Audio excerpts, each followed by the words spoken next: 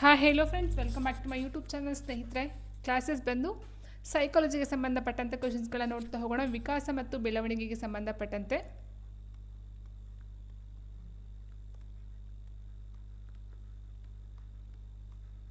So first ಒಂದು 20-25 questions complete ಮಾಡ್ತಾ ಹೋಗೋಣ ಸ್ನೇಹಿತರೆ. ಸೊ ಮುಂದುವರೆದ ಭಾಗ ನೆಕ್ಸ್ಟ್ ಕ್ಲಾಸಲ್ಲಿ ನೋಡ್ತಾ ಹೋಗೋಣ. ಸೊ ಇಲ್ಲಿ ಫಸ್ಟ್ ಕ್ವಶನ್ ಈ ರೀತಿ ಇದೆ: ವಿಕಾಸ ಎಂದರೆ ಏನು ಅಂತ ಕೇಳಿದರೆ ಬೆಳವಣಿಗೆ, ಬದಲಾವಣೆ, ವಂಶ ಪಾರಂಪರ್ಯತೆ, ತಟಸ್ಥ.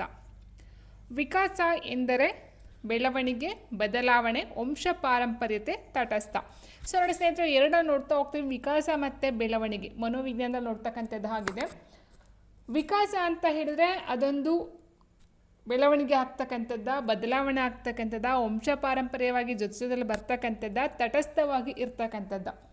ಫಸ್ಟ್ ಆಪ್ಷನ್ ನಾವು ತಗೊಳ್ಳೋದಾದರೆ ಸ್ನೇಹಿತರೆ, ಬೆಳವಣಿಗೆ ಅಂತಕ್ಕಂಥದ್ದು ವಿಕಾಸ ಪ್ಲಸ್ ಬೆಳವಣಿಗೆ ಎರಡೂ ಸಹ ಒಂದೇ ನಾಣ್ಯದ ಎರಡು ಮುಖಗಳು. ಆದರೆ ವಿಕಾಸ ಮತ್ತು ಬೆಳವಣಿಗೆ ಎರಡೂ ಸಹ ಒಂದೇ ಆಗೋದಿಲ್ಲ. ಯಾಕಂತ ಹೇಳಿದ್ರೆ ಬೆಳವಣಿಗೆ ಅಂತಕ್ಕಂಥದ್ದು ಒಂದು ಪರಿಮಾಣಾತ್ಮಕ ಬದಲಾವಣೆ, ಆದರೆ ವಿಕಾಸ ಅಂತಕ್ಕಂಥದ್ದು ಒಂದು ಗುಣಾತ್ಮಕ ಬದಲಾವಣೆ ಆಗಿರುತ್ತೆ ಸ್ನೇಹಿತರೆ. ಓಕೆ, ಸೊ ಬೆಳವಣಿಗೆ ಅಂತಕ್ಕಂಥ ನಮಗೆ ಕಣ್ಣಿಗೆ ಕಾಣಿಸ್ತಕ್ಕಂಥದ್ದು, ಕಣ್ಣೆ ನೋಡ್ತಕ್ಕಂಥದ್ದು. ಫಾರ್ ಎಕ್ಸಾಂಪಲ್, ಈ ಗಾತ್ರ ಆಗಿರ್ಬೋದು, ಉದ್ದ ಆಗಿರ್ಬೋದು, ಎತ್ತರ ಆಗಿರ್ಬೋದು, ತೂಕ ಆಗಿರ್ಬೋದು, ಇದೆಲ್ಲ ನಾವು ಅಳತೆಯನ್ನು ಮಾಡ್ತಕ್ಕಂಥದ್ದು ನಾವು ಬೆಳವಣಿಗೆ ಅಂತ ಕರಿತಾ ಹೋಗ್ತೀವಿ. ಬಟ್ ವಿಕಾಸ ಅಂತ ಅಂದರೆ ಒಬ್ಬ ವ್ಯಕ್ತಿಯಲ್ಲಿ ಆಗ್ತಕ್ಕಂಥ ಒಂದು ಉತ್ತಮ ಬುದ್ಧಿಶಕ್ತಿ ಆಗಿರ್ಬೋದು, ಆರೋಗ್ಯ ಆಗಿರ್ಬೋದು, ಈ ಒಂದು ಉತ್ತಮ ಮನೋಭಾವ ಆಗಿರ್ಬೋದು. ಸೊ ಇದೆಲ್ಲ ನಾವು ಗುಣಾತ್ಮಕ ವಿಕಾಸ ಅಂತ ಹೇಳ್ತಾ ಹೋಗ್ತೀವಿ ಸ್ನೇಹಿತರೆ. ಸೊ ಹಾಗಾಗಿ ಫಸ್ಟ್ ಆಪ್ಷನ್ ನಾವು ತಪ್ಪಂತ ಹೇಳ್ಬೋದು. ಇನ್ನು ಬದಲಾವಣೆ, ಎಸ್, ವೆರಿ ಇಂಪಾರ್ಟೆಂಟು. ಫಸ್ಟ್ ಡಿ ನೋಡ್ತಾ ಹೋದ ಸ್ನೇಹಿತರೆ, ತಟಸ್ಥ ಅಂತ ಕೊಡ್ತಾರಲ್ವ, ತಟಸ್ಥ ತಪ್ಪಾಗುತ್ತೆ. ಯಾಕಂತಂದರೆ ವಿಕಾಸ ಅಂತಕ್ಕಂಥದ್ದು ನಿರಂತರವಾಗಿ ಹುಟ್ಟಿನಿಂದ ಸಾಯುವ ತನಕನೂ ಸಹ ಆಗ್ತಕ್ಕಂಥದ್ದು ವಿಕಾಸ ಸ್ನೇಹಿತರೆ. ಸೊ ಅದು ಒಂದೊಂದು ಹಂತದಲ್ಲಿ ಒಂದೊಂದು ಥರ ಹೋಗ್ತಾ ಹೋಗುತ್ತೆ. ಅಂದರೆ ಕೆಲವೊಂದು ಇದರಲ್ಲಿ ವೇಗವಾಗಿ ಹೋಗುತ್ತೆ, ಕೆಲವೊಂದು ಹಂತಗಳಲ್ಲಿ ನಿಧಾನ ಸ್ಲೋ ಆಗುತ್ತೆ. ಬಟ್ ವಿಕಾಸ ಅಂತಕ್ಕಂಥ ಎಲ್ಲೂ ಸಹ ತಟಸ್ಥ ಆಗಲ್ಲ, ಅದೊಂದು ನಿರಂತರ ಪ್ರಕ್ರಿಯೆ ಆಗಿರುತ್ತೆ. ಸೊ ಹಾಗೆ ಆಪ್ಷನ್ ಡಿನೂ ಸಹ ತಪ್ಪಾಗುತ್ತೆ. ಇನ್ನು ವಂಶ ಪಾರಂಪರ್ಯತೆ ಅಂತಕ್ಕಂಥದ್ದು, ವಿಕಾಸ ಅಂತಕ್ಕಂಥ ವಂಶ ಪಾರಂಪರ್ಯವಾಗಿ ಬರುತ್ತೆ, ಆ್ಯಂಡ್ ಪರಿಸರದ ಒಂದು ಇದ್ರೂ ಸಹ ಬರ್ತಾ ಹೋಗುತ್ತೆ. ಬಟ್ ಇದಕ್ಕೆ ಮೇಯ್ನಾಗಿ ಆನ್ಸರ್ ನೋಡ್ತಾ ಹೋದರೆ ಆಪ್ಷನ್ ಬಿ ಬದಲಾವಣೆ ಅಂತ ಹೇಳ್ತೀವಿ ಸ್ನೇಹಿತರೆ. ಬಿಕಾಸ್ ಯಾಕಂತಂದರೆ ವಿಕಾಸ ಅಂತಕ್ಕಂಥದ್ದು ಹುಟ್ಟಿನಿಂದ ಸಾಯುವ ತನಕ ಸಹ ಆಗ್ತಕ್ಕಂಥ ಒಂದು ಚೇಂಜಸ್ ಆಗಿರುತ್ತೆ ಅಲ್ಲಿ. Okay, so answer option B ತಗೊಳ್ತೀವಿ. ಆ್ಯಂಡ್ ಎರಡನೇ ಪ್ರಶ್ನೆ ನೋಡ್ತಾ ಹೋದರೆ, ವಿಕಾಸವು ಆರಂಭವಾಗುವುದು ಈ ಹಂತದಿಂದ. ಎಸ್, ನಾನು ಆಲ್ರೆಡಿ ಹೇಳಿದಾಗೆ ಸ್ನೇಹಿತರೆ, ವಿಕಾಸ ಅಂತಕ್ಕಂಥದ್ದು ಬದಲಾವಣೆನ ಹೊಂದತಕ್ಕಂಥದ್ದಾಗಿರುತ್ತೆ. ಯಾವಾಗ ಅಂತಂದರೆ ಹುಟ್ಟಿನಿಂದ ಸಾಯುವ ತನಕ ಸಹ ವಿಕಾಸ ನಿರಂತರವಾಗಿ ಚೇಂಜಸ್ ಆಗ್ತಾನೆ, ಬದಲಾವಣೆನ ಆಗ್ತಾನೆ ಇರುತ್ತೆ. ಯಾವಾಗಿನಿಂದ ಅಂತ ಹೇಳಿದರೆ ಜನನ ಪೂರ್ವ, ಸೊ ಮಗು ಹುಟ್ಟಕ್ಕಿಂತ ಮೊದಲಿನೂ ಸಹ ಈ ಒಂದು ವಿಕಾಸ ಅಂತಕ್ಕಂಥದ್ದು ಆಗುತ್ತೆ. ಫಾರ್ ಎಕ್ಸಾಂಪಲ್, ನೀವು ಕೇಳಬಹುದು ಇದಕ್ಕೆ ಏನಂತ ಹೇಳಿದ್ರೆ, ಕೆಲವೊಂದು ಇದರಲ್ಲಿ ನಿಮಗೆ ಹೇಳ್ತಾರೆ, ಈ ಒಂದು ಮಹಾಭಾರತದಲ್ಲಿ ಅರ್ಜುನನ ತಾಯಿ ಅರ್ಜುನನಿಗೆ ಹೇಳಿರ್ತಕ್ಕಂಥದ್ದು ಏನು ಒಂದು ಅಭಿಮನ್ಯುವಿಗೆ ಹೇಳ್ಕೊಡ್ತಕ್ಕಂಥದ್ದು ಈ ಒಂದು ಏನೋ ಚಕ್ರವನ್ನು ಭೇದಿಸ್ತಕ್ಕಂಥದ್ದು ಬರುತ್ತೋ, ಸೊ ಅದನ್ನು ಹೇಳ್ಕೊಡ್ತಾರೆ. ಬಟ್ ಅದನ್ನು ಹೊರಗಡೆ ಬರೋದನ್ನ ಹೇಳ್ಕೊಡಲ್ಲ ಅಂತ. ಸೊ ಆ ಒಂದು ಪಾಯಿಂಟನ್ನು ನೆನಪಲ್ಲಿ ಇಟ್ಕೊಂಡ್ರೆ ನಿಮಗೆ ವಿಕಾಸ ಅಂತಕ್ಕಂಥದ್ದು ಜನನ ಪೂರ್ವದಲ್ಲಿ ನಿಮಗೆ ಸಿಗ್ತಕ್ಕಂಥದ್ದು ಆಗಿರುತ್ತೆ. ಓಕೆ, ಸೊ ಹೀಗಿರಬೇಕಾದ್ರೆ ಚಕ್ರವ್ಯೂಹನ ಭೇದಿಸ್ತಕ್ಕಂಥ ಒಂದು ಹಂತವನ್ನು ನೀವು ನೆನಪಲ್ಲಿ ಇಟ್ಕೊಂಡ್ರೆ, ಸೊ ವಿಕಾಸ ಜನನ ಪೂರ್ವ ಅಂದರೆ ಹೊಟ್ಟೆಯಲ್ಲಿರ್ತಕ್ಕಂಥ ಮಗು ಏನಿರುತ್ತೋ, ಸೊ ಆವಾಗಲೇ ವಿಕಾಸ ಅಂತಕ್ಕಂಥದ್ದು ಶುರು ಆಗ್ತಕ್ಕಂಥದ್ದು ಆಗಿರುತ್ತೆ. ಅಟ್ ಎಂಡ್ ಪಾಯಿಂಟ್ ಸಾಯೋ ತನಕನೂ ಸಹ ವಿಕಾಸ ಆಗ್ತಾನೆ ಹೋಗುತ್ತೆ. ಸೊ ಆವಾಗೊಂದು ಟೈಮಲ್ಲಿ ನಿಧಾನಗತಿಯಲ್ಲಿ ಆಗುತ್ತೆ, ಆದರೆ ನಿರಂತರವಾಗಿ ನಡೀತಕ್ಕಂಥ ಒಂದು ಪ್ರೋಸೆಸ್ ಅಥವಾ ಪ್ರಕ್ರಿಯೆ ಈ ಒಂದು ವಿಕಾಸ ಅಂತಕ್ಕಂಥದ್ದು ಆಗಿರುತ್ತೆ. ಸೊ ಹಾಗೆ ಆನ್ಸರ್ ಆಪ್ಷನ್ ಡಿನ ತಗೊಳ್ಬೇಕಾಗುತ್ತೆ ಸ್ನೇಹಿತರ. ಆ್ಯಂಡ್ ನೆಕ್ಸ್ಟ್, ವಿಕಾಸವು ಎಲ್ಲರಲ್ಲೂ ದ್ವಿಪಾರ್ಶ್ವತೆಯಿಂದ ಏಕಪಾರ್ಶ್ವತೆಯೆಡೆಗೆ ಸಾಗುತ್ತದೆ. ಪಾರ್ಶ್ವ ಅಂದರೆ ನೋಡಿ, ಇದಾಗಿರುತ್ತೆ ಪಾರ್ಶ್ವತೆಯಿಂದ ಏಕಪಾರ್ಶ್ವತೆಯೆಡೆಗೆ, ಏಕಪಾರ್ಶ್ವತೆಯಿಂದ ದ್ವಿಪಾರ್ಶ್ವತೆಯೆಡೆಗೆ ಎರಡೂ ರೀತಿಯಾಗಿರಬಹುದು, ಎರಡೂ ರೀತಿ ಆಗದಿರಬಹುದು. ಸೊ ವಿಕಾಸ ಅಂತ ಹೇಳಿದಾಗ ಸ್ನೇಹಿತರೆ, ಆಪ್ಷನ್ ನಾವು ಒಂದನ್ನು ತಗೊಳ್ತೀವಿ, ದ್ವಿಪಾರ್ಶ್ವತೆಯಿಂದ ಏಕಪಾರ್ಶ್ವತೆಯೆಡೆಗೆ ಸಾಗುತ್ತದೆ. ಹಾಗಂದರೆ ಏನಂತ ಕೇಳೋದಾದರೆ ಸ್ನೇಹಿತರೆ, ಮಗು ಅಂತ ಇರುತ್ತೆ ಅಲ್ವಾ, ಮಗು ಒಂದು ಚಲನೆಯನ್ನು ಮಾಡಬೇಕಂತಂದರೆ ಫಸ್ಟ್ ಏನು ಮಾಡುತ್ತೆ, ತೆಳ್ಕೊಂಡು ಹೋಗುತ್ತೆ. ಅದಾದ ನಂತರ ಏನು ಮಾಡುತ್ತೆ, ಕೈ ಪ್ಲಸ್ ಕಾಲು ಎರಡನ್ನೂ ಸಹ ಯೂಸ್ ಮಾಡಿಕೊಂಡು ನಡೀತಕ್ಕಂಥ ಒಂದು ಕೆಲಸವನ್ನು ಮಾಡುತ್ತೆ. ಅದಾದ ನಂತರ ಏನಾಗುತ್ತೆ, ಹಂತವಾಗಿ ಹೋಗ್ತಾ ಕೈ ಇರ್ತಕ್ಕಂಥದ್ದು ಹೀನ ವಸ್ತುಗಳು ತೊಗೊಳೋದಕ್ಕೆ, ಮುಟ್ಟೋದಕ್ಕೆ, ತಿನ್ನೋದಕ್ಕೆ, ಕಾಲು ಇರ್ತಕ್ಕಂಥದ್ದು ನಡೆಯೋದಕ್ಕೆ ಎಂದು ಅರ್ಥ ಆಗಿ ಸೊ ಕಾಲು ಮಾತ್ರ ನಡೆಯೋದಕ್ಕೆ ಶುರು ಮಾಡ್ತಕ್ಕಂಥದ್ದು ಆಗಿರುತ್ತೆ. ಈ ರೀತಿ ನೋಡ್ತಾ ಹೋದಾಗ ದ್ವಿಪಾರ್ಶ್ವತೆಯಿಂದ ಏಕಪಾರ್ಶ್ವ ಅಂದರೆ ಫಸ್ಟ್ ಮಗುವಿಗೆ ಒಂದು ನಿರ್ದಿಷ್ಟ ಒಂದು ಕೆಲಸ ಇದರಿಂದನೇ ಮಾಡಬೇಕು ಅಥವಾ ಇದನ್ನೇ ಮಾಡಬೇಕು ಅನ್ನೋದು ಗೊತ್ತಿರಲ್ಲ. ಸೊ ಏನಾದರೂ ಯೂಸ್ ಮಾಡ್ಕೊಂಡು ಏನಾದ್ರು ಮಾಡಬಹುದು. ಓಕೆ, ಸೊ ಆ ಒಂದು ಥಾಟಲ್ಲಿ ಮಗು ಇರುತ್ತೆ. ಅದು ಹೋಯ್ತಾ ಅದಕ್ಕೆ ಬುದ್ಧಿ ಬರ್ತಾ ಏನಾಗುತ್ತೆ, ಸೊ ಸ್ಪೆಸಿಫಿಕ್ ಆಗಿ ಕೈ ಇರೋದು ಊಟ ತಿನ್ನೋಕ್ಕೇನೆ, ಕಾಲಿರೋದು ನಡೆಯೋದಕ್ಕೇನೆ, ಅಥವಾ ಇನ್ನೊಂದು ಯಾವುದೋ ವಸ್ತು ಇರೋದು ಇದೇ ಕೆಲಸಕ್ಕೆ. ಸೊ ಹಾಗಾಗಿ ದ್ವಿಪಾರ್ಶ್ವತೆಯಿಂದ ಏಕಪಾರ್ಶ್ವತೆಡೆಗೆ ಅಂತಕ್ಕಂಥದ್ದು ವಿಕಾಸ ಸಾಗ್ತಾ ಹೋಗುತ್ತೆ. ಸೊ ನಿಮಗೆ ಇದು ಬೆಸ್ಟ್ ಅಂತ ನೋಡ್ತಾ ಹೋದ್ರೆ ನೋಡಿ, ವಿಕಾಸವು ದ್ವಿಪಾರ್ಶ್ವದಿಂದ ಏಕಪಾರ್ಶ್ವಕ್ಕೆ ಸಾಗುತ್ತೆ. ಅಂದರೆ ಆರಂಭದಲ್ಲಿ ಮಗು ತನ್ನ ಚಲನೆಯಲ್ಲಿ ದೇಹದ ಎರಡೂ ಭಾಗಗಳನ್ನು ಏಕರೂಪದಲ್ಲಿ ಬೆಳೆಸ್ಕೊಳ್ಳುತ್ತೆ. ಆನಂತರ ನಿರ್ದಿಷ್ಟ ಕಾರ್ಯಕ್ಕೆ ನಿರ್ದಿಷ್ಟ ಅಂಗಗಳನ್ನು ಬಳಸ್ಕೊಳ್ತಕ್ಕಂಥದ್ದು ನಾವು ಇಲ್ಲಿ ದ್ವಿಪಾರ್ಶ್ವದಿಂದ ಏಕಪಾರ್ಶ್ವತೆಡೆಗೆ ಅಂತ ಕರಿತಾ ಹೋಗ್ತೀವಿ ಸ್ನೇಹಿತರೆ. ಆ್ಯಂಡ್ ನೆಕ್ಸ್ಟ್ ಪ್ರಶ್ನೆ ಈ ರೀತಿ ಇದೆ, ಮಾನವನಲ್ಲಿ ಉಂಟಾಗುವ ಪರಿಮಾಣಾತ್ಮಕ ಬದಲಾವಣೆಗಳನ್ನು ಏನೆಂದು ಕರೆಯಲಾಗುತ್ತದೆ ಅಂತ ಕೇಳಿದರೆ. ಸೊ ಆಲ್ರೆಡಿ ಹೇಳಿದಾಗ ಸ್ನೇಹಿತರೆ ನಾನು ಪರಿಮಾಣ ಅಂದರೆ ಅಳತೆ ಅಂತ ಬರುತ್ತೆ ಅಲ್ವಾ. ಪರಿಮಾಣ ಮೀನ್ಸ್ ಅಳತೆ. ಈಗ ಒಬ್ಬ ವ್ಯಕ್ತಿ ಏನು ಮಾಡ್ತಾನೆ, ಫಸ್ಟ್ ಮಗು ಇತ್ತು, ಹುಟ್ಟಿದಾಗ 3.5 kg ಇತ್ತಂತಂದರೆ ಸ್ವಲ್ಪ ದಿನ ಒಂದು 3 ತಿಂಗಳು ಕಳೆದ ಮೇಲೆ ಏನಾಗುತ್ತೆ, ಒಂದು 4-5 kg ಆಗಿರಬಹುದು, ಅಥವಾ ಒಂದು 10 ವರ್ಷ ಕಳೆದ್ರೆ ಒಂದು 20 kg ಆಗಿರಬಹುದು. ಸೊ ಅಲ್ಲಿ ಏನಾಗುತ್ತೆ, ಪರಿಮಾಣ ಅಳತೆ ನಮಗೆ ಸಿಗ್ತಾ ಹೋಗುತ್ತೆ. ಉದ್ದನೂ ಅಷ್ಟೇ, ಹುಟ್ಟಿದಾಗ ಎಷ್ಟು 1 ಸೆಂಟಿಮೀಟರ್ ಇತ್ತು, ಸೊ 10 ವರ್ಷಗಳ ಕಾಲ ಆದ ನಂತರ ಅದೇನಾಗುತ್ತೆ, ಎಷ್ಟು ಸೆಂಟಿಮೀಟರ್ ಜಾಸ್ತಿ ಆಗಿರುತ್ತೆ. ಓಕೆ, ಸೊ ಈ ರೀತಿ ಪರಿಮಾಣಾತ್ಮಕ ಮೀನ್ಸ್ ಅಳತೆ ಪರಿಮಾಣವನ್ನು ಮಾಡ್ತಕ್ಕಂಥ ಒಂದು ಬದಲಾವಣೆ ಏನಿರುತ್ತೋ ಸೊ ಅದನ್ನು ನಾವು ಬೆಳವಣಿಗೆ ಅಂತ ಕರಿತೀವಿ ಸ್ನೇಹಿತರೆ. ಆಪ್ಷನ್ 1 ಬೆಳವಣಿಗೆ. ಸೊ ಇನ್ನು ನೆಕ್ಸ್ಟ್ ನಾವು ನೋಡ್ತಾ ಹೋದರೆ ವ್ಯಕ್ತಿತ್ವ ಬೇರೆ ಬರುತ್ತೆ, ಪರ್ಸ್ನಾಲಿಟಿ ಅಂತ ಹೇಳ್ತೀವಿ. ಸೊ ಪರ್ಸ್ನಾಲಿಟಿ ಜಸ್ಟ್ ಒಂದು ಮನುಷ್ಯನದು ದೈಹಿಕ ಮಾನಸಿಕ ಎರಡಕ್ಕೂ ಸಂಬಂಧಪಟ್ಟಂತೆ ಆಗಿರುತ್ತೆ. ವಿಕಾಸ ಅಂತ ಹೇಳಿದ್ರೆ ಗುಣಾತ್ಮಕ ಬದಲಾವಣೆ ಅಂತ ಹೇಳಿದ್ವಿ. ಪರಿಪಕ್ವನ ಅಂದರೆ ಏನು ಹಾಗಾದ್ರೆ ಅಂತ ನೋಡ್ತಾ ಹೋದರೆ ನೋಡಿ ಸ್ನೇಹಿತರೆ,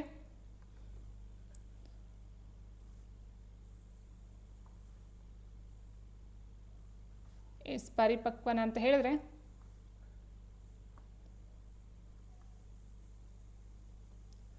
ವ್ಯಕ್ತಿಯಲ್ಲಿ ಅಂತರ್ಗತವಾಗಿರುವ ಸಾಮರ್ಥ್ಯವನ್ನು ಸ್ವಾಭಾವಿಕವಾಗಿ ಹೊರಗಿಡುವುದಾಗಿದೆ. ಸೊ ಪರಿಪಕ್ವತೆ ಅಂದರೆ ಒಬ್ಬ ವ್ಯಕ್ತಿ ಆಲ್ರೆಡಿ ಅವನ ಒಂದು ಏಜ್ಗೆ ಸಂಬಂಧಪಟ್ಟಂತೆ ಅವನ ವ್ಯಕ್ತಿತ್ವದಲ್ಲಿ ಅಥವಾ ಅವನ ವ್ಯಕ್ತಿಯಲ್ಲಿ ಆಲ್ರೆಡಿ ಆ ಒಂದು ವಿಷಯ ಅಥವಾ ಆ ಒಂದು ಇದು ಇರುತ್ತೆ.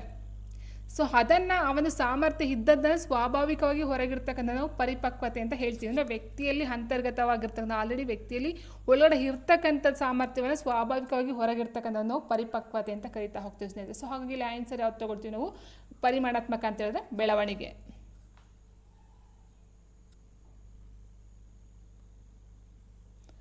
ನೆಕ್ಸ್ಟ್ ಬೆಳವಣಿಗೆ ಒಂದು ದೈಹಿಕ ತಂತ್ರ, ವಿಕಾಸ, ಪ್ರಕ್ರಿಯೆ, ವ್ಯಕ್ತಿತ್ವ. ಸೊ ಆಲ್ರೆಡಿ ನಿಮ್ಗೆ ಹೇಳಿದ್ದೀನಿ ಸ್ನೇಹಿತರೆ, ಬೆಳವಣಿಗೆ ಅಂತಕ್ಕಂಥದ್ದು ಅದೊಂದು ಪ್ರಕ್ರಿಯೆ, ಪ್ರೋಸೆಸ್ ಆಗಿರುತ್ತೆ.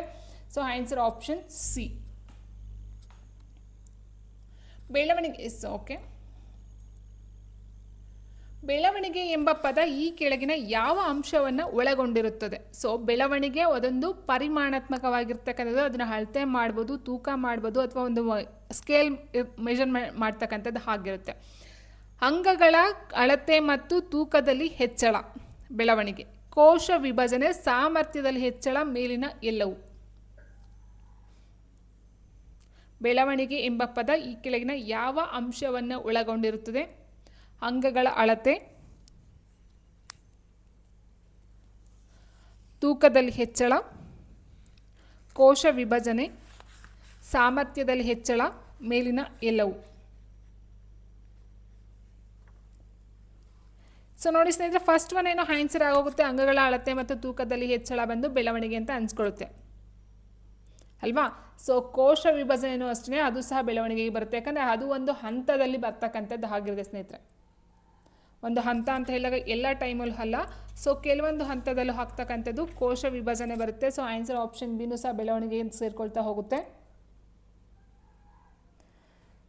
ಆ್ಯಂಡ್ ನೆಕ್ಸ್ಟು ಸಾಮರ್ಥ್ಯದಲ್ಲಿ ಹೆಚ್ಚಳ. ಸೊ ಎಲ್ಲ ಸಹ ಈ ಒಂದು ಬೆಳವಣಿಗೆ ಬರ್ತಕ್ಕಂಥದ್ದು ಆನ್ಸರ್ ಆಪ್ಷನ್ ಡಿ, ಮೇಲಿನ ಎಲ್ಲವೂ.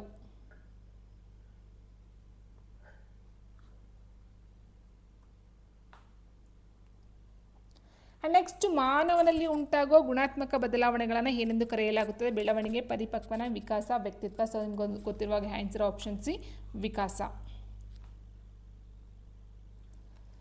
ವಿಕಾಸವು ಡ್ಯಾಶ್ ಪ್ರಕ್ರಿಯೆ, ಒಮ್ಮೊಮ್ಮೆ ಕಂಡುಬರುವ ಪ್ರಕ್ರಿಯೆ, ನಿರಂತರ ಪ್ರಕ್ರಿಯೆ, ಅನಿಯಮಿತ, ಒಂದೇ ವೇಗದಲ್ಲಿ ನಡೆಯುವಂಥ ಪ್ರಕ್ರಿಯೆ. ಸೊ ನೋಡಿ ಸ್ನೇಹಿತರೆ, ವಿಕಾಸ ಅಂತಕ್ಕಂಥದ್ದು ನಿರಂತರವಾಗಿ ಕಂಟಿನ್ಯೂಸ್ ಪ್ರೋಸೆಸ್ ಅದಾಗಿರುತ್ತೆ. ಒಮ್ಮೊಮ್ಮೆ ಕಂಡು ಬಂದು ಒಮ್ಮೊಮ್ಮೆ ನಿಂತೋಗ್ತಕ್ಕಂಥ ಒಂದು ವಿಕಾಸ ಅಲ್ಲ. ಇನ್ನೂ ಹೇಳಬೇಕಂತ ಅಂದರೆ ಮಗು ಹುಟ್ಟಾಗಿಂದ ಅಥವಾ ಜನನ ಪೂರ್ವದಿಂದಲೇ ವಿಕಾಸವನ್ನು ಹೊಂದತಕ್ಕಂಥದ್ದಾಗಿರುತ್ತೆ. ಆ್ಯಂಡ್ ಸಾಯೋ ತನಕ ಸಹ ವೃದ್ಧಾಪ್ಯದಲ್ಲೂ ಸಹ ಆಗ್ತಕ್ಕಂಥದ್ದಾಗಿದೆ. ಬಟ್ ಏನಂತ ಹೇಳಿದ್ರೆ ಬಾಲ್ಯಾವಸ್ಥೆ ಏನಿರುತ್ತೋ ಬಾಲ್ಯಾವಸ್ಥೆಯಲ್ಲಿ ಏನಾಗಿರುತ್ತೆ ಅಂತಂದರೆ ಬೇಗ ವಿಕಾಸ ಹೊಂದತಕ್ಕಂಥದ್ದು ಬೇಗ ಆಗಿರುತ್ತೆ. ಆ್ಯಂಡ್ ಈ ಒಂದು ನಡು ವಯಸ್ಸಲ್ಲಿ ಬಂದು ತಟಸ್ಥ ಆಗುತ್ತೆ. ಮತ್ತು ವೃದ್ಧಾಪ್ಯದಲ್ಲಿ ಏನಾಗುತ್ತೆ ಸ್ವಲ್ಪ ಕಮ್ಮಿ ಕೆಳಗಿಳ್ತಕ್ಕಂಥದ್ದು ಆಗುತ್ತೆ. ಇನ್ನೂ ಹೇಳ್ಬೇಕಂದ್ರೆ ವಿಕಾಸದ ಈ ಒಂದು ರೇಖೆನ ಹಾಕ್ತೀವಿ ಅಂತ ಹೇಳಿದ್ರೆ ಗಂಟೆಯ ಆಕಾರದಲ್ಲಿ ಆಗುತ್ತೆ ಸ್ನೇಹಿತರೆ. ಓಕೆ, ಸೊ ಈ ರೀತಿ ನಾವು ನೋಡ್ತಾ ಹೋದಾಗ ಗಂಟಾಕೃತಿಯಿಂದ ಏನು ಹೇಳ್ತೀವೋ ಅದು ಬರುತ್ತೆ. ಸೊ ಬಾಲ್ಯದಲ್ಲಿ ಬೇಗ ಆಗ್ತಕ್ಕಂಥದ್ದು. ಆ್ಯಂಡ್ ನೆಕ್ಸ್ಟ್ ವೃದ್ಧಾಪ್ಯದಲ್ಲಿ ಸಹ ಕಮ್ಮಿ ಆಗ್ತಾ ಹೋಗುತ್ತೆ. ಆ್ಯಂಡ್ ಮಧ್ಯ ವಯಸ್ಸಲ್ಲಿ ಸ್ವಲ್ಪ ಅದು ತಟಸ್ಥನೇ ಆಗುತ್ತೆ. ಇದು ವಿಕಾಸ. ಇಟ್ ಮೀನ್ಸ್ ಇದೊಂದು ನಿರಂತರ ಪ್ರಕ್ರಿಯೆನೇ ಆಗಿರುತ್ತೆ. ಬಟ್ ಒಂದೇ ವೇಗದಲ್ಲಿ ನಡೀತಕ್ಕಂಥದ್ದೆಲ್ಲ ಅನಿಯಮಿತ. ಓಕೆ, ಅನಿಯಮಿತ ಬರುತ್ತೆ. ಯಾಕಂದ್ರೆ ನಿಯಮಿತವಾಗಿ ಆಗ್ತಕ್ಕಂಥದ್ದೆಲ್ಲ ಅನಿಯಮಿತ ಮೀನ್ಸ್ ಹೆಚ್ಚು ಕಮ್ಮಿ ವೇರಿಯೇಷನ್ ಆಗ್ತಾನೆ ಇರುತ್ತೆ. ಬಟ್ ಇಲ್ಲಿ ನಿರಂತರ ಕಂಟಿನ್ಯೂಸ್ ಪ್ರೋಸೆಸ್ ಆಗಿರುತ್ತೆ. ವಿಕಾಸಕ್ಕೆ ಸಂಬಂಧಿಸಿದಂತೆ ಈ ಕೆಳಗಿನ ಯಾವ ಹೇಳಿಕೆ ನಿಜವಾಗಿದೆ? ಇದೊಂದು ಪರಿಮಾಣಾತ್ಮಕವಾದದ್ದು. ಇದು ನಿರ್ದಿಷ್ಟ ವಯಸ್ಸಿಗೆ ನಿಲ್ಲುತ್ತದೆ. ಇದು ಜೀವನ ಪರ್ಯಂತ ನಡೆಯುತ್ತದೆ. ಇದು ಯಾವುದಾದ್ರು ಒಂದು ನಿರ್ದಿಷ್ಟ ಭಾಗಕ್ಕೆ. ಸೊ ವಿಕಾಸ ಈ ಕೆಳಗಿನ ಯಾವ ಹೇಳಿಕೆ ನಿಜವಾಗಿದೆ ಅಂತ ಕೇಳಿದರೆ ಸ್ನೇಹಿತರೆ, ಇದೊಂದು ಪರಿಮಾಣಾತ್ಮಕವಾದದ್ದು ಆಗೋದಿಲ್ಲ. ಬಿಕಾಸ್ ಅದೊಂದು ಬೆಳವಣಿಗೆ ಅನ್ಸ್ಕೊಳ್ಳುತ್ತೆ. ಇದು ನಿರ್ದಿಷ್ಟ ವಯಸ್ಸಿಗೆ ನಿಲ್ಲುತ್ತದೆ. Wrong. This is one continuous process ಅಂತ ಆಲ್ರೆಡಿ ಹೇಳಿದ್ದೀನಿ. ಹುಟ್ಟಿನಿಂದ ಮೊದಲಿಂದನೂ ಸಾಯೋ ತನಕ ಅದೊಂದು ನಿರಂತರವಾಗಿ ಸಾಕ್ತಾನೆ ಹೋಗುತ್ತೆ. ಇದು ಯಾವುದಾದ್ರೂ ಒಂದು ನಿರ್ದಿಷ್ಟ ಭಾಗಕ್ಕೆ ಏನಾದರೂ ಸಹ ತಪ್ಪಾಗುತ್ತೆ ಸ್ನೇಹಿತರೆ. ಇದು ಜೀವನ ಪರ್ಯಂತ ನಡೀತಕ್ಕಂಥದ್ದು. Option C. ಸೊ ಕ್ವೆಶನ್ಸ್ ಯಾವ ರೀತಿ ಬೇಕಾದರೂ ಕೇಳಬಹುದಾಗಿರುತ್ತೆ. ವಿಕಾಸ ಎಂದು ಮುಗಿಯದ ಪ್ರಕ್ರಿಯೆ ಎಂಬ ಹೇಳಿಕೆಯು ಯಾವ ತತ್ವವನ್ನು ಪ್ರತಿನಿಧಿಸುತ್ತದೆ? ಸೇಮ್ ಎಲ್ಲ ಅಲ್ಲಲ್ಲೇ ಆನ್ಸರ್ಸ್ ಇದೆ ಸ್ನೇಹಿತರೆ. ಬಟ್ ಕ್ವೆಶನ್ಸ್ಗಳು ಸ್ವಲ್ಪ ಯಾವ ರೀತಿ ಕೇಳಬಹುದು ಅನ್ನೋದಕ್ಕೆ ಇತ್ತ ಹೋಗಿದೆ. ನಿರಂತರೆಯ ತತ್ವ, ಐಕ್ಯತೆಯ ತತ್ವ, ಪರಸ್ಪರ ಅನುವರ್ತನೆಯ ತತ್ವ, ಸಹಸಂಬಂಧ ತತ್ವ. ಸೊ ವಿಕಾಸ ಅಂತಕ್ಕಂಥದ್ದು ನಿರಂತರೆಯ ತತ್ವ ಬರುತ್ತೆ. ಯಾಕಂದರೆ ಪ್ರಕ್ರಿಯೆ ಆಲ್ರೆಡಿ ಹೇಳಿದಾಗೆ ಕಂಟಿನ್ಯೂಸ್ ಪ್ರೋಸೆಸ್ ಆಗಿದೆ. ಮಗು ಬೆಳವಣಿಗೆಯ ವರ್ಷಗಳಲ್ಲಿ ಬದಲಾವಣೆಗಳನ್ನು ಹೊಂದುತ್ತದೆ ಮತ್ತು ವ್ಯಕ್ತಿಯಾಗಿ ಬದಲಾಗುತ್ತದೆ. ವಯಸ್ಸಿನೊಡನೆ ಶಾರೀರಿಕ ಬದಲಾವಣೆ ಇದರ ಭಾಗವಾಗಿದೆ. ಮಗು ಬೆಳವಣಿಗೆಯ ವರ್ಷಗಳಲ್ಲಿ ಬದಲಾವಣೆಗಳನ್ನು ಹೊಂದ್ತಾ ಹೋಗುತ್ತೆ ಮತ್ತು ವ್ಯಕ್ತಿಯಾಗಿ ಸಹ ಬದಲಾಗುತ್ತೆ. ವಯಸ್ಸಿನೊಡನೆ ಶಾರೀರಿಕ ಬದಲಾವಣೆ ಇದರ ಭಾಗವಾಗಿದೆ ಅಂತ ಕೊಟ್ಟಿದ್ದಾರೆ. ಸಾಮಾನ್ಯ ಅಭಿವೃದ್ಧಿ, ವಿಪರೀತ ಅಭಿವೃದ್ಧಿ, ಅಸಾಮಾನ್ಯ ಅಭಿವೃದ್ಧಿ, ಅಸಮ ಬೆಳವಣಿಗೆ. ಸೊ ನೋಡಿ ಸ್ನೇಹಿತರೆ, ನಾವು ಸಾಮಾನ್ಯ ಅಭಿವೃದ್ಧಿ ಅಂತ ಕರಿತೀವಿ. ಅಂದರೆ ಏನಾಗುತ್ತೆ ಅಂತಂದರೆ ಸಾಮಾನ್ಯ ಬೆಳವಣಿಗೆ ಅಂತ ಹೇಳಿದಾಗ ಸ್ನೇಹಿತರೆ, ಬೆಳವಣಿಗೆಯು ಆಹಾರ ಮತ್ತು ಪೋಷಕಾಂಶಗಳಷ್ಟೇ ಅಲ್ಲದೆ ಅನುವಂಶೀಯತೆಯ ಮೇಲೂ ಸಹ ಪ್ರಭಾವವನ್ನು ಬೀರ್ತಕ್ಕಂಥದ್ದು, ಅವಲಂಬನೆಯನ್ನು ಮಾಡಿರ್ತಕ್ಕಂಥದ್ದಾಗಿದೆ. ಮಕ್ಕಳಿಗೆ ಉತ್ತಮ ಪೋಷಕಾಂಶಗಳನ್ನು ಒದಗಿಸಿ ಬೆಳವಣಿಗೆ ಸಮರ್ಪಕವಾಗಿದ್ದರೆ ಸೊ ದೇಹದಲ್ಲಿ ಎಲ್ಲ ಅಂಗಗಳೇನಾಗ್ತವೆ ಸಮಾನ ಅಭಿವೃದ್ಧಿನ ಹೊಂದ್ತವೆ. ಸೊ ಆಗ ಸಾಮಾನ್ಯ ಬೆಳವಣಿಗೆ ಸಾಕ್ತಕ್ಕಂಥದ್ದಾಗುತ್ತೆ. ಸಾಮಾನ್ಯ ಅಭಿವೃದ್ಧಿ, ಸಾಮಾನ್ಯ ಬೆಳವಣಿಗೆ. ಆದರೆ ದೇಹದ ಕೆಲವೊಂದು ಭಾಗಗಳು ತ್ವರಿತಗತಿಯಲ್ಲಿ ಬೆಳವಣಿಗೆಯಾಗಿ ಉಳಿದಂಥ ಅಂಗಗಳು ಒಂದು ಕುಂಠಿತವಾದರೆ ಅಂತಹ ಒಂದು ಅಸಾಮಾನ್ಯ ಬೆಳವಣಿಗೆಯನ್ನು ನಾವೇನಂತ ಕರೀಬಹುದು? ಕ್ಷೀಣ ಬೆಳವಣಿಗೆ ಅಥವಾ ಕ್ಷೀಣ ಅಭಿವೃದ್ಧಿ. ಓಕೆ, ಸೊ ಇಟ್ ಮೀನ್ಸ್ ಕುಂಠಿತ ಆಗ್ತಕ್ಕಂಥದ್ದು. ಅದೊಂದು ಅಸಾಮಾನ್ಯ ಬೆಳವಣಿಗೆ. ಅರ್ಥ ಮಾಡ್ಕೊಳ್ಳಿ. ಅಸಾಮಾನ್ಯ ಅಭಿವೃದ್ಧಿ ಅಥವಾ ಅಸಾಮಾನ್ಯ ಬೆಳವಣಿಗೆ ಅಥವಾ ಕ್ಷೀಣ ಅಭಿವೃದ್ಧಿ ಇಟ್ ಮೀನ್ಸ್ ಕುಂಠಿತ ಆಗ್ತಕ್ಕಂಥದ್ದು ನಾವು ಹೇಳ್ತಾ ಹೋಗ್ತೀವಿ. ಸೊ ಸರಿಯಾಗಿ ಹೋಗ್ತೀವಿ ಅನ್ನೋದು ಸಾಮಾನ್ಯ ಅಭಿವೃದ್ಧಿ, ಸಾಮಾನ್ಯ ಬೆಳವಣಿಗೆ ನೋಡ್ತಾ ಹೋಗ್ತೀವಿ. ಮಕ್ಕಳಲ್ಲಿ ಅಭಿವೃದ್ಧಿ ಒಂದು ಸಾಮಾನ್ಯ ಪ್ರಕಾರದಲ್ಲಿ ಮುಂದುವರಿಯುತ್ತದೆ. ಈ ಅಭಿವೃದ್ಧಿಯಲ್ಲಿ ಸರಳತೆಯಿಂದ ಕ್ಲಿಷ್ಟತೆಯೆಡೆಗೆ, ಕ್ಲಿಷ್ಟತೆಯಿಂದ ಸರಳತೆಯೆಡೆಗೆ ತನ್ನದೇ ಅನುಕ್ರಮತೆ ಇರುತ್ತದೆ. ಯಾವ ಅನುಕ್ರಮತೆ ಇರೋದು ಅಂತ ಕೊಟ್ಟಿದ್ದಾರೆ. ಸೊ ಆನ್ಸರ್ ಗೊತ್ತಿರುವ ಹಾಗೆ ಸರಳತೆಯಿಂದ ಕ್ಲಿಷ್ಟತೆಯೆಡೆಗೆ ಹೋಗ್ತಕ್ಕಂಥದ್ದು ಆಗಿರುತ್ತೆ.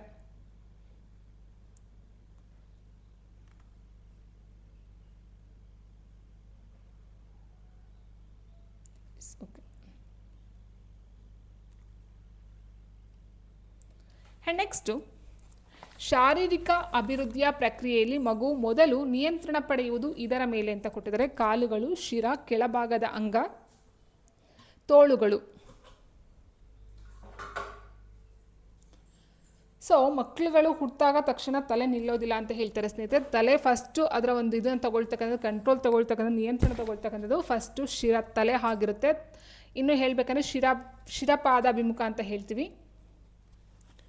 ನೋಡಿ ಇಲ್ಲಿ ಶಿರ ಪಾದಾಭಿಮುಖ ಅಂತ ಹೇಳ್ತೀವಿ. ಸೊ ಸೆಫೆಲೋಕಾರ್ಡಲ್ ಅಂತಕ್ಕಂಥದ್ದು ಅಂದರೆ ಬೆಳವಣಿಗೆ ಮತ್ತು ವಿಕಾಸ ಎರಡೂ ಪ್ರಕ್ರಿಯೆಯು ತಲೆಯಿಂದ ಆರಂಭವಾಗಿ ಕಾಲಿನ ಬೆರಳುಗಳ ಕಡೆಗೆ ಅನುಕ್ರಮವಾಗಿ ಸಾಕ್ತಕ್ಕಂಥದ್ದು ಆಗಿರುತ್ತೆ. ಆ್ಯಂಡ್ ಭೌತಿಕವಾಗಿ ಮಗು ಮೊದಲು ತನ್ನ ಶಿರ ಅಥವಾ ತಲೆಯ ನಿಯಂತ್ರಣವನ್ನು ಪಡ್ಕೊಳ್ತಕ್ಕಂಥದ್ದು ಆಗಿರುತ್ತೆ ಸ್ನೇಹಿತರೆ. ಓಕೆ, ಸೊ ನಾವು ಶಿರ ಪಾದಾಭಿಮುಖ ಅಂತಕ್ಕಂಥ ತತ್ವವನ್ನು ಹೇಳ್ತಾ ಹೋಗ್ತೀವಿ. ಆ್ಯಂಡ್ ನೆಕ್ಸ್ಟ್, ಹುಡುಗರ ಧ್ವನಿ ದಪ್ಪ ಅಥವಾ ಒರಟು ಆಗೋದು ಇದರ ವಿಶಿಷ್ಟ ಲಕ್ಷಣ ಅಂತ ಕೊಟ್ಟಿದ್ದಾರೆ. ಶಾರೀರಿಕ ಬೆಳವಣಿಗೆ, ಮಾನಸಿಕ ಬೆಳವಣಿಗೆ, ಮಾನಸಿಕ ಅಭಿವೃದ್ಧಿ, ಶಾರೀರಿಕ ಅಭಿವೃದ್ಧಿ. ಸೊ ಹುಡುಗರ ಸ್ವರ ಅಥವಾ ಧ್ವನಿ ದಪ್ಪ ಅಥವಾ ಒರಟಾಗುತ್ತೆ, ಒಂದು ಹಂತಗಳನ್ನು ನೋಡ್ತಾ ಹೋದಾಗ ಅವರ ಒಂದು ಧ್ವನಿ ಹೊಡೆಯುತ್ತೆ ಅಂತ ಹೇಳ್ತಾರೆ ಸ್ನೇಹಿತರೆ. ಸೊ ಇದಕ್ಕೆ ಸರಿಯಂತ ಒಂದು ರೀಸನ್ ಏನಂತ ಹೇಳಿದ್ರೆ ಅದು ಶಾರೀರಿಕ ಅಭಿವೃದ್ಧಿ ಆಗುತ್ತೆ. ಸೊ ಅದು ಮಾನಸಿಕ ಅಭಿವೃದ್ಧಿ ಅಲ್ಲ, ಶಾರೀರಿಕ ಅಭಿವೃದ್ಧಿ. ಸೊ ಬೆಳವಣಿಗೆ ಅಂತ ಹೇಳಿದಾಗ ಅದು ಪರಿಮಾಣಾತ್ಮಕವಾಗಿ ಆಗುತ್ತೆ ಸ್ನೇಹಿತರೆ, ಅರ್ಥ ಮಾಡ್ಕೊಳ್ತಾ ಹೋಗಿ. ಸೊ ಒಬ್ಬ ವ್ಯಕ್ತಿ ಎತ್ತರವಾಗಿದ್ದಾನೆ, ತೂಕವಾಗಿದ್ದಾನೆ, ಸೊ ಇದನ್ನು ನಾವು ಬೆಳವಣಿಗೆ ಅಂತ ಕರಿತಾ ಹೋಗ್ತೀವಿ. ಆ್ಯಂಡ್ ಶಾರೀರಿಕ ಅಭಿವೃದ್ಧಿ ಅಂತ ಹೇಳಿದಾಗ ಅಲ್ಲೊಂದು ವಿಕಾಸ ಅಭಿವೃದ್ಧಿನ ಹೊಂದತಕ್ಕಂಥದ್ದಾಗಿರುತ್ತೆ. ಶಾರೀರಿಕ ರೂಪ ಮತ್ತು ಕಾರ್ಯಗಳ ಸ್ಪಷ್ಟ ಲೈಂಗಿಕ ವಿಭಿನ್ನತೆಯು ಇದರ ಫಲವಾಗಿದೆ. ಶಾರೀರಿಕ ರೂಪ ಕಾರ್ಯಗಳ ಸ್ಪಷ್ಟ ಲೈಂಗಿಕ ವಿಭಿನ್ನತೆಯು ಇದರ ಫಲವಾಗಿದೆ. ಎತ್ತರದಲ್ಲಿ ಹೆಚ್ಚಳ, ತೂಕದಲ್ಲಿ ಹೆಚ್ಚಳ, ಉತ್ತಮ ಪೋಷಣೆ, ಶಾರೀರಿಕ ಅಭಿವೃದ್ಧಿ. ಸೊ ನೋಡಿ ಸ್ನೇಹಿತರೆ, ಉತ್ತಮ ಪೋಷಣೆ ಕೊಡೋದ್ರಿಂದ ಶಾರೀರಿಕ ಅಭಿವೃದ್ಧಿ ಆಗ್ತಾ ಹೋಗುತ್ತೆ. ಉತ್ತಮ ಪೋಷಣೆ ಅಂತ ನೋಡ್ತಾ ಹೋದಾಗ ಮಕ್ಕಳಿಗೆ ಉತ್ತಮ ಪೋಷಕಾಂಶ ಒದಗಿಸೋದ್ರಿಂದ ಉತ್ತಮವಾದ ಬೆಳವಣಿಗೆ ಆಗುತ್ತೆ ಆ್ಯಂಡ್ ಶಾರೀರಿಕ ಅಭಿವೃದ್ಧಿಯೂ ಸಹ ಆಗ್ತಾ ಹೋಗುತ್ತೆ. ಆದರೆ ಇಲ್ಲಿ ವಿಭಿನ್ನತೆ ಇದರ ಫಲವಾಗಿದೆ ಅಂತ ಹೇಳಿದ್ರೆ ಶಾರೀರಿಕ ಅಭಿವೃದ್ಧಿ. ಇಟ್ ಮೀನ್ಸ್ ಉತ್ತಮ ಪೋಷಣೆಯಿಂದ ಶಾರೀರಿಕ ಅಭಿವೃದ್ಧಿ ಆಗ್ತಕ್ಕಂಥದ್ದು. ಸೊ ಮೇಯ್ನಾಗಿ ಆನ್ಸರ್ ಆಪ್ಷನ್ ಡಿ ಆಗಿರುತ್ತೆ. ಬೆಳವಣಿಗೆ ಮತ್ತು ವಿಕಾಸಗಳ ನಡುವಿನ ಸಂಬಂಧವನ್ನು ಸರಿಯಾಗಿ ವ್ಯಕ್ತಪಡಿಸಲು ನಾವು ನೀಡುವ ಹೇಳಿಕೆ ಯಾವುದು? ಬೆಳವಣಿಗೆ ಮತ್ತು ವಿಕಾಸ ಎರಡೂ ಸಹ ಒಂದು ನಾಣ್ಯದ ಎರಡು ಮುಖಗಳಿದ್ದಂತೆ ಆಲ್ರೆಡಿ ಹೇಳಿದ್ದೀನಿ. ಸೊ ಇಲ್ಲಿ ವಿಕಾಸವು ಬೆಳವಣಿಗೆಯಿಂದ ಸ್ವತಂತ್ರವಾಗಿದೆ, ನೋ ಚಾನ್ಸ್. ಬೆಳವಣಿಗೆ ವಿಕಾಸ ಎರಡೂ ಸಹ ಜೊತೆಲೇ ಹೋಗ್ತಕ್ಕಂಥದ್ದು ಆಗಿರುತ್ತೆ. ಹಾಗಾಗಿ ಇಲ್ಲಿ ವಿಕಾಸವು ಬೆಳವಣಿಗೆಯಿಂದ ಸ್ವತಂತ್ರವಾಗಿದೆ. ಸೊ ಅದಕ್ಕೂ ಸಂಬಂಧನೇ ಇಲ್ಲ ಅಂತ ಹೇಳೋಕ್ಕಾಗಲ್ಲ, ಎರಡಕ್ಕೂ ಸಂಬಂಧ ಇದೆ. ವಿಕಾಸದ ಮೇಲೆ ಬೆಳವಣಿಗೆ ಪರಿಣಾಮ ಅತಿ ಕಡಿಮೆಯಾಗಿದೆ, ಸೊ ತಪ್ಪಾಗುತ್ತೆ. ವಿಕಾಸವನ್ನು ಬೆಳವಣಿಗೆ ಮೂಲಕ ಸಾಧಿಸಲಾಗುವುದು, ತಪ್ಪಾಗುತ್ತೆ ಸ್ನೇಹಿತರೆ. ಯಾಕಂದರೆ ಮಗು ಬೆಳವಣಿಗೆಯನ್ನು ಹೊಂದಿದೆ ಅಂತ ಅಂದರೆ ಕೆಲವೊಂದು ವಿಕಾಸನೂ ಸಹ ಆಗಿದೆ ಅಂತ ಅರ್ಥ. ಈಗ ಮಗು ಕುಂಠಿತವಾಗಿದೆ ಅಂತ ಹೇಳಿದ್ರೆ ಸೊ ವಿಕಾಸ ಕೆಲವೊಂದು ಕಡೆ ಅದು ಸಹ ಕುಂಠಿತ ಆಗ್ತಾನೆ ಹೋಗುತ್ತೆ ಸ್ನೇಹಿತರೆ. ಫಾರ್ ಎಕ್ಸಾಂಪಲ್, ಈಗ ಮಗು ಕೈಕಾಲು ಬೆಳೆದಿಲ್ಲ ಅಥವಾ ಯಾವುದೋ ಒಂದು ಕಡೆ ಬೆಳೆದಿದೆ ಅಂತಂದರೆ ತಲೆ ಬುದ್ಧಿನೇ ಅಂತ ಅಂದ್ಕೊಳ್ಳಿ. ಓಕೆ, ಸೊ ಬೆಳವಣಿಗೆ ಆಗಿಲ್ಲ ಅಂದಾಗ ಅಲ್ಲಿ ವಿಕಾಸನೂ ಸಹ ಕಮ್ಮಿ ಆಗ್ತಾ ಹೋಗುತ್ತೆ, ಅರ್ಥ ಮಾಡ್ಕೊಳ್ತಾ ಹೋಗಿ. ಸೊ ಈ ರೀತಿ ನೋಡ್ತಾ ಹೋದಾಗ ಸೊ ಬೆಳವಣಿಗೆ ಪ್ಲಸ್ ವಿಕಾಸ ಎರಡೂ ಸಹ ಜೊತೆಲೇ ಆಗ್ತಕ್ಕಂಥದ್ದಾಗಿದೆ. ಬೆಳವಣಿಗೆಯ ಮಟ್ಟವನ್ನು ಪರಿಗಣಿಸದೆ ವಿಕಾಸ ಆಗೋಕ್ಕೆ ಸಾಧ್ಯನೇ ಇಲ್ಲ. ಸೊ ಬೆಳವಣಿಗೆ ಇದ್ರೇ ಅಲ್ಲೂ ವಿಕಾಸ ಸರಿಯಾಗಿ ಆಗಿದೆ ಅಂತ ಅರ್ಥ ಹೇಳ್ಬೋದು ಸ್ನೇಹಿತರೆ. ಬಾಲ್ಯಾವಸ್ಥೆಯ ಆರಂಭದಲ್ಲಿ ಮಗುವಿನ ಭಾವನಾತ್ಮಕ ವಿಕಾಸದ ಮೇಲೆ ಪ್ರಭಾವ ಬೀರುವ ಪ್ರಮುಖ ಅಂಶ ಯಾವುದು?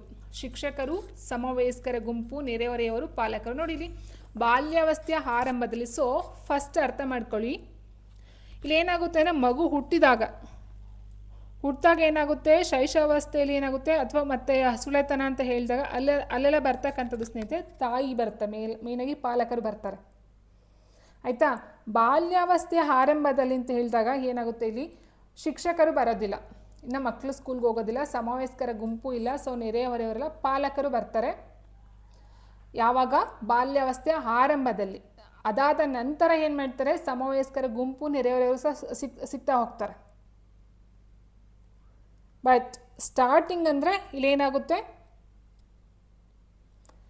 ಪಾಲಕರು ಸ್ಟಾರ್ಟಿಂಗ್ ಯಾವಾಗ ಈ ಒಂದು ಬಾಲ್ಯಾವಸ್ಥೆಯ ಅಂತ ಹೇಳ್ತೀವಿ ಅಂದರೆ ಪೂರ್ವ. ಬಟ್ ಭಾವನಾತ್ಮಕ ವಿಕಾಸದ ಮೇಲೆ ಪ್ರಭಾವ ಬೀರುವ ಅಂಶಗಳು ಅಂತ ಹೇಳಿದ್ರೆ ಸಮವಯಸ್ಕರ ಗುಂಪು ಸಹ ಬರುತ್ತೆ ಸ್ನೇಹಿತರೆ, ಪಾಲಕರು ಆಗೋದಿಲ್ಲ. ಯಾಕೆ ಅಂತ ಹೇಳಿದರೆ ಬಾಲ್ಯಾವಸ್ಥೆಯ ಹಿಂದಿನ ಇದರಲ್ಲಿ ಪಾಲಕರು ಬರ್ತಾರೆ.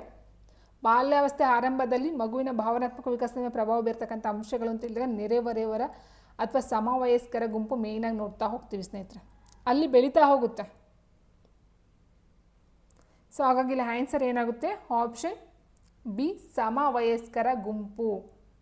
ಬಾಲ್ಯಾವಸ್ಥೆ ಅಂತ ಹೇಳಿದಾಗ ಏನಾಗುತ್ತೆ, ಇಲ್ಲಿ 2 ವರ್ಷದಿಂದ ಈ ಒಂದು 7 ವರ್ಷ ಬಂದರೂ ಅದು ಪೂರ್ವ ಬಾಲ್ಯ ಆಗುತ್ತೆ. ಉತ್ತರ ಬಾಲ್ಯ ಅಂತ ನೆಕ್ಸ್ಟ್ ನಾವು ತೊಗೊಳ್ತಾ ಹೋಗ್ತೀವಿ ಸ್ನೇಹಿತರೆ, 12, 11 ಯಾವ ಒಂದು ಏಜಲ್ಲಿ. ಸೊ ಹಾಗಿರ್ಬೇಕಾದ್ರೆ ಪೂರ್ವ ಬಾಲ್ಯಾವಸ್ಥೆ ಅಂತ ಹೇಳಿದಾಗ 2ನೇ ವರ್ಷದಿಂದ 6ನೇ ವರ್ಷ ಬರುತ್ತೆ. ಬಾಲ್ಯಾವಸ್ಥೆಯಲ್ಲಿ ಸಹ ಅದೇ ಒಂದು ಟೈಮ್ ಬರ್ತಕ್ಕಂಥ. ಸೊ ಸಮವಯಸ್ಕರ ಗುಂಪಾಗಿರುತ್ತೆ. ಮಗುವಿನ ವಿಕಾಸದ ತತ್ವಗಳ ತಿಳುವಳಿಕೆ ಶಿಕ್ಷಕರಿಗೆ ಹೇಗೆ ಸಹಾಯಕವಾಗಿದೆ?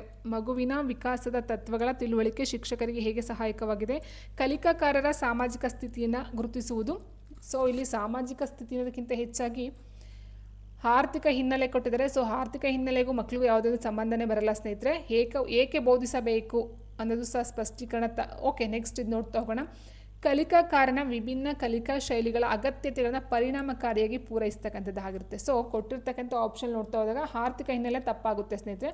ಉಳಿದಂತೆ 3 ಇದರಲ್ಲಿ ನೋಡ್ತಾ ಹೋದಾಗ ಸೊ ನಮ್ಗೆ ಬೆಸ್ಟ್ ಅಂತ ಅನಿಸ್ತದ್ದು ಆಪ್ಷನ್ ಡಿ ಆಗಿರುತ್ತೆ. ಮಾನವನ ವಿಕಾಸವು ನಿರ್ದಿಷ್ಟ ತತ್ವಗಳನ್ನು ಆಧರಿಸಿದೆ. ಇವುಗಳಲ್ಲಿ ಯಾವುದು ಮಾನವನ ವಿಕಾಸ ತತ್ವ ಅಲ್ಲ ಅಂತ ಹೇಳಿದರೆ ನಿರಂತರತೆ, ಸಾಮಾನ್ಯದಿಂದ ನಿರ್ದಿಷ್ಟತೆ, ಅನುಕ್ರಮಣಿಕೆ, ಹಿಮ್ಮುಖವಾದ್ದು. ನಮ್ಗೆ ಗೊತ್ತಿರುವ ಹಾಗೆ ನಿರಂತರತೆ ಓಕೆ, ಸಾಮಾನ್ಯದಿಂದ ನಿರ್ದಿಷ್ಟತೆಯನ್ನು ಪಡ್ಕೊಳ್ತಾ ಹೋಗ್ತಾನೆ. ಮೊದಲಿಗೆ ಸಾಮಾನ್ಯ ಇರುತ್ತೆ, ಮಕ್ಕಳು ಏನು ಮಾಡಬೇಕು, ಏನು ಮೂಡಬೇಕು, ಏನು ಎತ್ತ ಏನು ಗೊತ್ತಿಲ್ಲ, ಬಟ್ ಹಂತವಾಗಿ ಅವೆಲ್ಲ ಕಲಿತಾ ಹೋಗ್ತಾನೆ, ನಿರ್ದಿಷ್ಟವಾಗಿ ಕಲಿತಾ ಹೋಗ್ತಾನೆ. ಅನುಕ್ರಮಣಿಕೆನೂ ಆಗುತ್ತೆ, ಹಿಮ್ಮುಖವಾದದ್ದು ಸಹ ತಪ್ಪಾಗುತ್ತೆ ಸ್ನೇಹಿತರೆ. Option D. ನೆಕ್ಸ್ಟ್, ವ್ಯಕ್ತಿಗಳಲ್ಲಿ ಅವರ ಎತ್ತರ, ತೂಕ, ಚರ್ಮದ ಬಣ್ಣ, ಕಣ್ಣುಗಳ ಬಣ್ಣ, ಕೂದಲು, ಕಾಲುಗಳ ವಿಭಿನ್ನತೆಯನ್ನು ಏನೆಂದು ಕರೆಯುವರು?